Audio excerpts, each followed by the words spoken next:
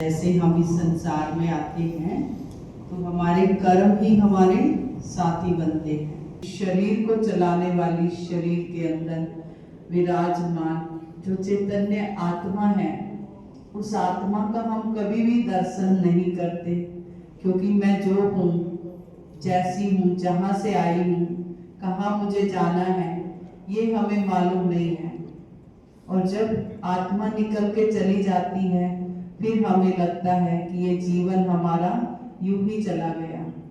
समय बड़ा अनमोल रे, इस मिट्टी में मत घोल रे, अब तो मिला है फिर न मिलेगा, कभी नहीं कभी नहीं कभी नहीं। जीवन कितना अनमोल है और कहीं ना कहीं उसकी वैल्यू हमें करनी चाहिए। जितना भी समय हमारे पास है, वो सारे क्षण को किस तरीके से हमें यूज़ करना है, ये हमें हर किसी को सोच विचार करके चलना चाहिए। हर कोई आता है, आके चला जाता है, कोई ना ठहराया ना ठहर पाता है।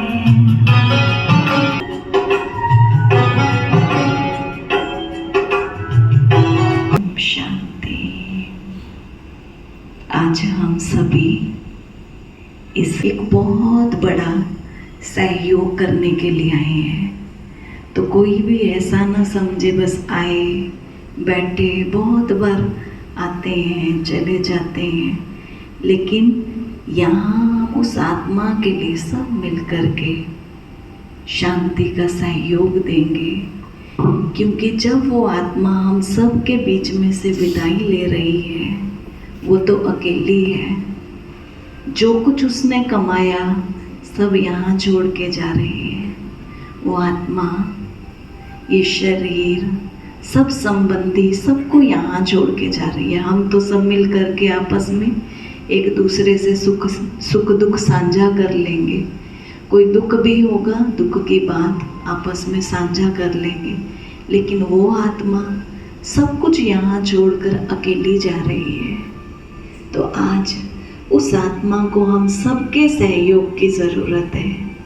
तो हर कोई देखो, ये तो जानता है कि ये सृष्टि रंगमंच है, इस पे सुख दुख हार जीत का खेल निरंतर चला आता है। कहाँ जन्म है तो कहाँ मृत्यु भी है।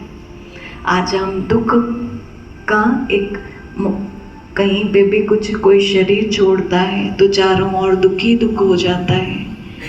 सारा ही परिवार शोक में गमन बिल्कुल दुखी होता है। और दूसरी ओर वहीं अगर हम देखेंगे, किसी के घर में आज शहनाइयाँ बज रही होंगी। जब वो नया बच्चा वहाँ जाकर के कोई जन्म लेगा, तो एक तरफ अगर मृत्यु है, एक तरफ दरवाजे को ताला है, तो दूसरी तरफ वो दरवाज़ा खुल रहा है। तो वो आत्मा को आज सब मिल कर के इतना दिल से दुआएं देंगे, जो वो आत्मा इतना भरपूर होकर आज यहाँ से जाए, जिसने जीवन पर्यंत अपना सब कुछ सबके लिए किया, सब कुछ दिया, सबको दिया। और जो परिवार के नज़दीक के हैं, जिनका बहुत क्लोज का संबंध है उनके साथ, तो वो कहते हैं जिनके साथ बीतती है उनको मालूम पड़ता है, बाकी तो आएंगे सांत्वना दे करके, थोड़ा दिलासा देकर चले जाएंगे, लेकिन जो वो कमी है, जो खलती है, तो जो सबसे नज़दीक जन है परिवार के, उनका सबसे बड़ा ये कर्तव्य भी है और सबसे बड़ा ये सहयोग भी है। क्या जब वो आत्मा हमारे बीच में से अंतिम विदाई ले रही है, तो क्या हम उनको शांति का सहयोग नहीं दे सकते?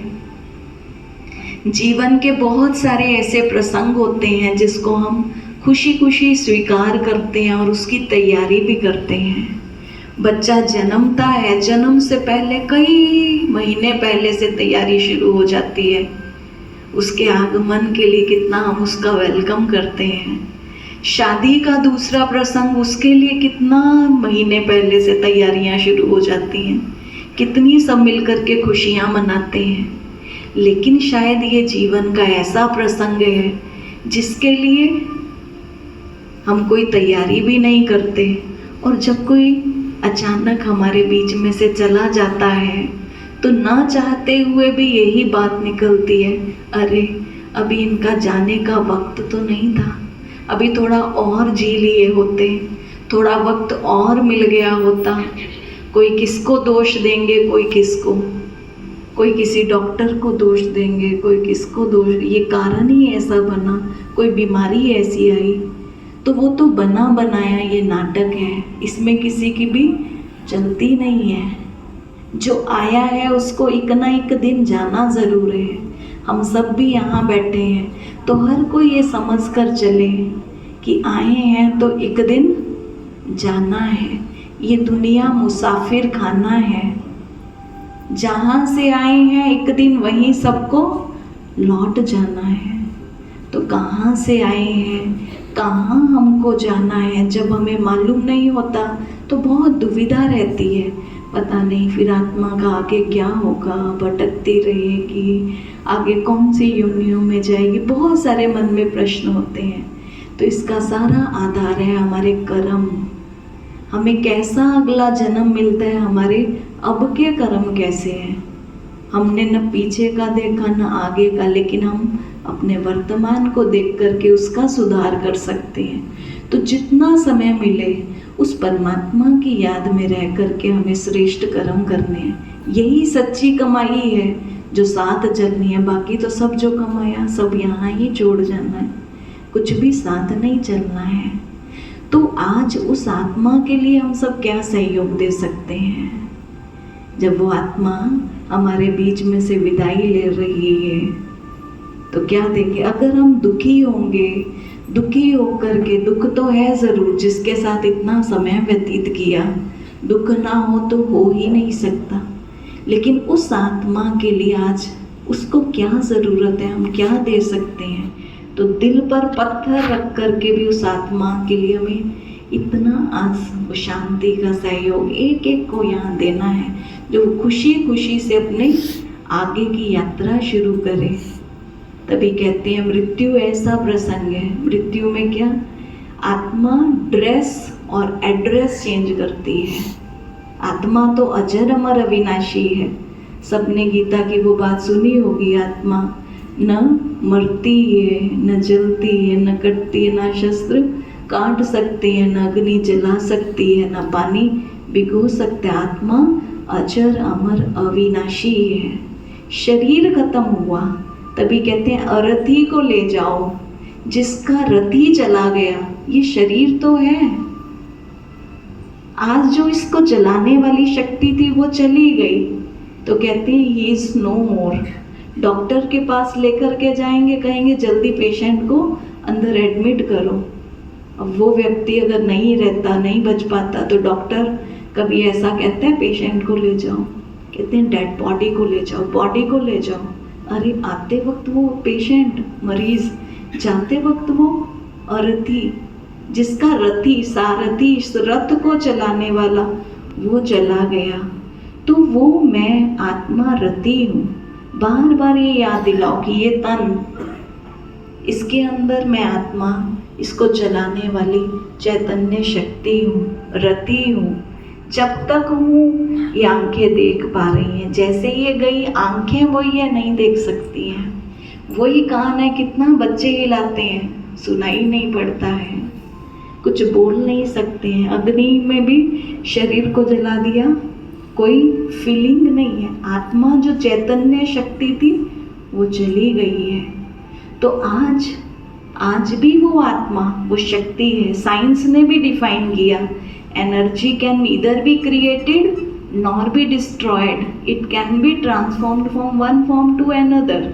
जिसको आध्यात्म ने कहा कि एक शक्ति आत्मा है, एक शरीर छोड़ दूसरा धारण करती है। ये ड्रेस, जैसे हम ये ड्रेस बदली करते हैं, तो आत्मा ये शरीर रूपी वस्त्र बदली कर दूसरा धारण करती है। एड्रेस चेंज हुआ है। तो आज जब वो विदाई लेने का वक्त है, तो आज हम सब उनको इतनी दिल से दुआएं देंगे।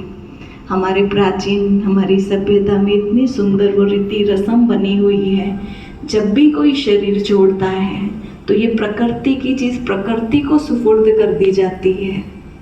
पहले पांचों तत्वों का शुद्धिकरण किया जाता है।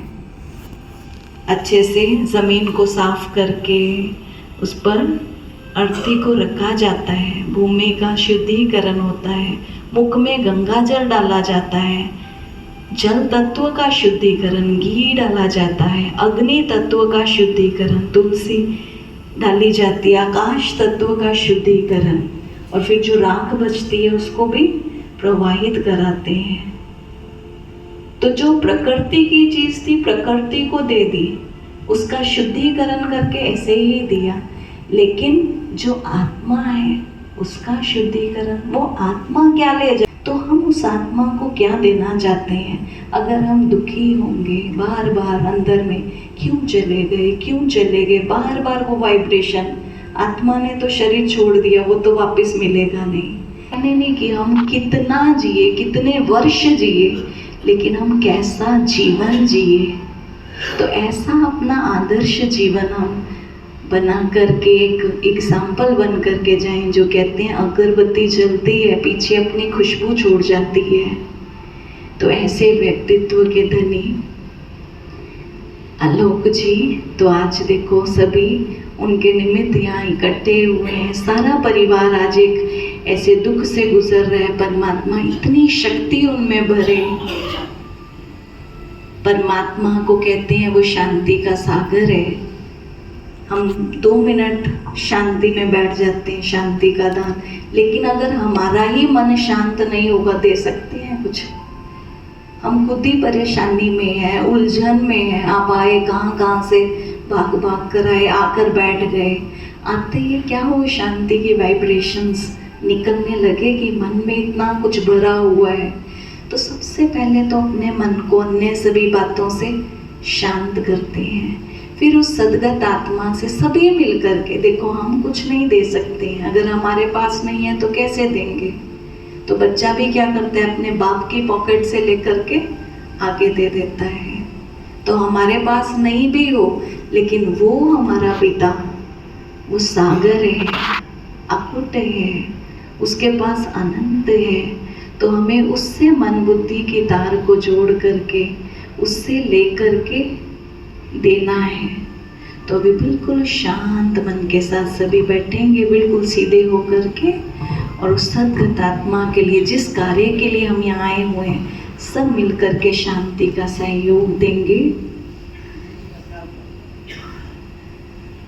वो पारलौकिक पिता सब बड़े प्यार से कुछ क्षणों के लिए मन को एकाग्रचित करें उस परमात्मा की याद में। अपने को अपने आत्म स्वरूप में केंद्रित करें। मैं शांत स्वरूप आत्मा हूँ। एकदम मन को अन्य सभी बातों से शांत कर लें। मैं शांत ओम।